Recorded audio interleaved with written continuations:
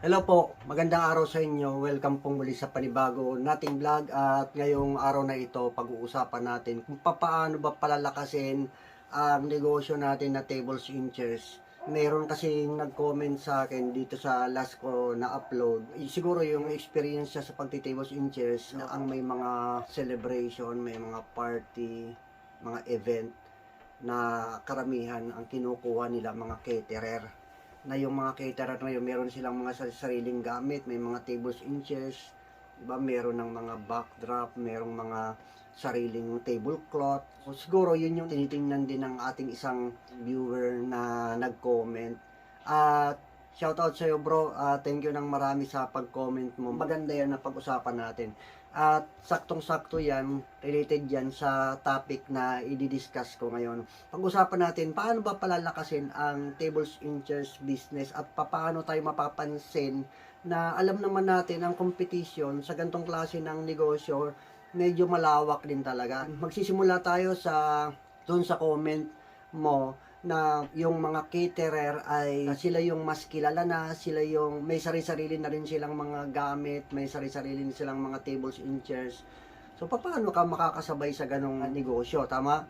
Kung mapapansin natin yung mga nakikita, mga kilala natin na mga caterer na umasenso, mga caterer na malalakas, at naka-establish na rin talaga ng mga customers, lagi silang merong event. Yung mga yan, nung nagsisimula, wala rin kakilala yan.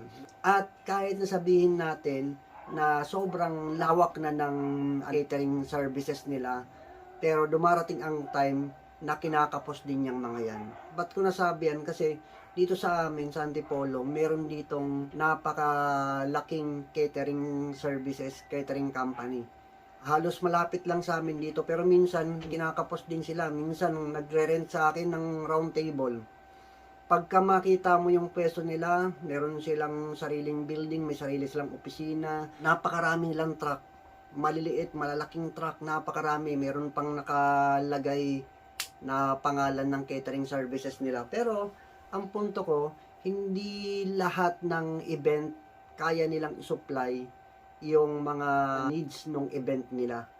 Dumarating din talaga yung time na naghahanap din yan ng marerentahan. Pero, sa laki ng negosyo nila, totoo yon na napakarami talaga nila na gamit. Kaya lang hindi kakayanin ng lahat ng mga nagke-catering sa dami ng mga client. Kung bakit ko nasabi yon, kasi kahapon nag-deliver kami ng 22 square table sa Makati.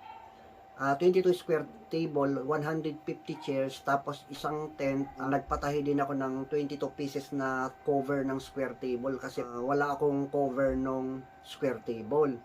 So, first time ko din na nag-deliver kahapon ng 4 square table, 22 pieces, 4 seaters yon. Doon ko nakita na yung market malawak. Kung iisipin, dito pa lang sa Antipolo, sa lugar namin, maraming mga event dito, mga maliliit na event na hindi na manggagaling sa catering yung mga supplies na kagaya ng tables and chairs, kundi naghahanap na lang sila ng marerentahan dahil sa sila na mismo yung magse-set up, sila na mismo yung magluluto, hindi na sila nag-hire ng caterer.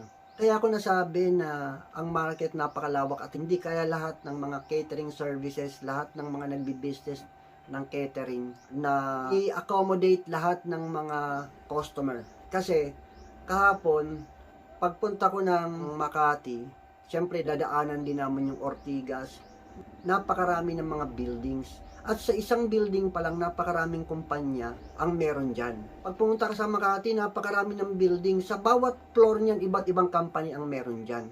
Imaginein mo na lang, makakuha ka lang ng 1% ng mga kumpanya sa buong Ortigas at Makati kung dito ka sa Manila naka-base or dito ka lang malapit halos sa Manila. 1% lang ng kumpanya ang makuha mo, ikaw ang magsusupply ng tables and chairs. Kasi hindi naman lahat ng nagre-rent sa tables and chairs ay birthday party, wedding event. Hindi naman lahat mayroong handaan eh. Kagaya kahapon ang event, hindi naman handaan, kundi medical activities. Lahat ng empleyado ng kumpanya nila, merong gagawing medical annual check-up yata nila yon. Requirements ng mga empleyado nila, yung annual na pa-medical. Kaya ang nangyari, nag-rent sila ng mga tables and chairs sa akin para doon sa event na yon. Ang point doon, hindi lang naman isang beses nila ginagawa yung mga event. Meron pa silang ibang mga event bukod pa sa medical. Imagine mo isang kumpanya pa lang yon. So, kung nagsisimula ka, normal talaga na hindi ganun kabilis o hindi ganun kadami yung event mo, magiging madami lang yan pagdating ng mga bare months. Kasi talagang totoo, pagdating ng bare months, yun yung season. Kaya nga, ang sabi ng iba, ayoko mag tables and chairs kasi seasonal lang yan. May point naman yun. Pero lahat ng mga nagninegosyo na may kinalaman sa mga party, sa mga events, kagaya ng mga catering, tables and chairs, lahat ng yan, nagsimula lang din yan na konti lang din yung schedule nila, konti lang yung mga bookings nila.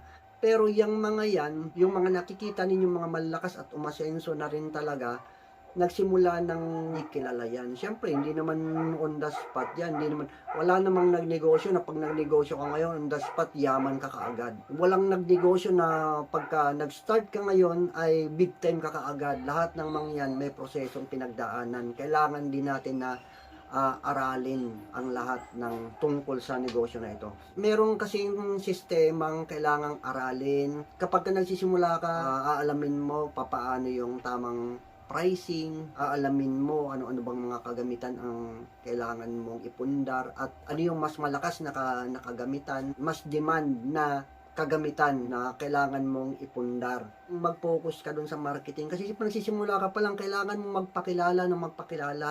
Kaya maraming klase ng marketing strategies na kailangan mong gagawin once na nagsisimula ka lang. Basta kumilos ka, merong resulta yan. May magandang resulta yan. Kailangan lang din talaga sipag, lalo na pag nagsisimula ka. Kahit na laging stable na yung negosyo mo, kailangan sipag pa din. Hindi mawawala ang sipag sa ganitong klase ng negosyo. Kahit saan naman, kahit hindi naman tables and chairs, sipag ang number one puhunan dyan. Lahat ng mga umunlad na yan, lahat ng mga umasenso ng naninigosyong may kinalaman sa mga event, may kinalaman sa ganitong mga party supplies, 'di ba? Mga catering services, lahat ng mga 'yan nagsimula yan ng hirap din. Nagsimula yan na walang-wala din halos. Talagang ano lang din, nagsikap at pinaganda yung serbisyo. Sa atin, dun sa sinasabi na paano ka makakasabay na yung mga ibang mga nangangailangan ng ganitong tables and chairs ay meron na silang mga kanya-kanyang mga caterer na yun ay yung nagsusupply sa kanila at meron na rin silang sari-sariling mga gamit, mga tables and chairs at iba pa. Para makasabay tayo doon, galingan natin sa serbisyo. Ayusin natin yung mga gamit natin, dapat hanggat maaari mapaganda natin, maging malinis. Doon tayo sasabay sa kanila kasi may mga napansin ako mga caterer na kahit sira-sira na yung mga table nila, ginagamit pa rin nila. May mga napansin ako mga caterer, yung mga tablecloth nila hindi na ganun kaganda, mga punit or lumang-luma na talaga or mga sira na talaga, pero hindi nila nire-repair, hindi nila, sa sobrang busy siguro, hindi na nila inaayos yung mga kagamitan nila. So doon ka sasabay. Ibig sabihin, kung nakikita natin na gano'n yung ibang mga caterer, sa'yo, pagandahin mo. Kapag ka may sira, repair. Yung mga cloth, tablecloth, dapat malinis yan. Kung kailangan planchahin, maplansya mo. Planchahin mo. Bigyan ko kayo ng idea, meron akong regular customer. Siguro mahigit 10 deliver na ako sa kanya. Ako yung kinukuha niya. Ano yun, hindi yung catering, isang mayaman yun sa Quezon City. Hindi ko alam kung anong negosyo nila, pero malaki, ang laki ng compound, ang laki ng bahay. Ako lagi ang kinukuha. Meron silang caterer, pero nagtataka ako bakit sa akin pa rin kumukuha ng tables and chairs, sa akin pa rin kumukuha ng mga tablecloth. Maselan siya pagdating sa mga tablecloth. Kaya kapag nagninegosyo kayo ng ganito, pagdating sa tablecloth, siguraduhin ninyo na malinis, siguraduhin nyo na maayos at siguraduhin ninyo na hindi sira-sira, hindi punit-punit. Pagandahin, ibigay natin yung magandang serbisyo sa kanila kasi once na naibigay mo yon, doon ka pwedeng sumabay sa mga ibang mga nagninegosyo na related sa ganitong klase ng negosyo natin na tables and chairs. Ngayon, para mas mapaganda mo yung negosyo mo, para mas mapalakas mo pa, mas maganda doon sa page mo or kung saan ka man nagma-market, kung saan ka man nag-advertise ng business mo, mas maganda na hingin mo yung mga feedback nila, hingin mo yung mga comment nila, positive man yan or negative, kunin mo. Kapag ka positive, doon mo mas lalong ayusin pa, pagandahin yung feedback na yun. Kasi positive siya. Ngayon, pagka negative, malaking tulong nun sa pagpapaunlad ng negosyo mo kapag kami mga negative comment. Kasi sa negative comment, iaayos mo yung sasabihin nila sa'yo eh. Yung mga error na yon, itatama mo yun eh. Kaya sa akin, may mga experience ako ng ganyan. Kaya dito, sa negosyo natin, habang tumatagal ka rito, lalong lumalawak ang experience mo, lalo mo siyang mamamaster. Sa umpisa nito, mangangapa ka. Sa umpisa nito, sasablay-sablay ka. Marami kang magiging mali. Baka may mga customer ka na hindi na uulit sa'yo. Pero, lahat ng iyon, may magandang aral yan sa atin. Bakit kaya hindi na nag-o-order sa akin yung customer ko na yon? Saan ako nagkulang? Saan ako nagkamali sa kanya? So, pag-aaralan mo yon sa susunod, teka, baka doon ako nagkamali. Teka, baka doon sa sinabi ko. Baka dun sa promise ko na hindi ko na ibigay sa kanya. Baka paiba-iba yung mga sinasabi ko, di ba? Kasi pag minsan, pabago-bago ka, diyan ka masisira sa customer.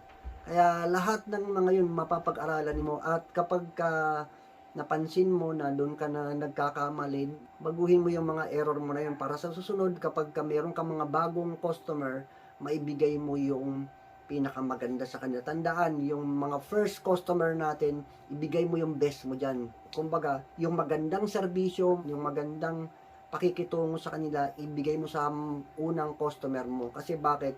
Di ba meron mga kasabihan na first impressions la sa unang pagkakataon kapag ka nakitaan ka ng pangit, hindi na uulit sa iyo yan. At yung mga regular customer natin, yan yung bubuhay sa atin doon sa panahon na hindi season. Kasi may mga buwan talaga na hindi season. Pero pag may regular customer ka, yan ang bubuhay sa'yo sa mga panahon na hindi season. Ang iba, nilalangaw yung negosyo nila, ikaw, hindi mawawalan. Kasi bakit? Ginalingan mo eh. Pero wag kang mag-alala kasi ang dami ng kumpanya, ang dami ng nangangailangan ng mga kagamitan natin. Sabi ko nga sa inyo, pumunta kayo sa Makati, pumunta ka sa Ortigas, napakarami ng kumpanya dyan. Bawat floor niyan, iba't ibang mga kumpanya meron dyan na po pwede natin maging customer.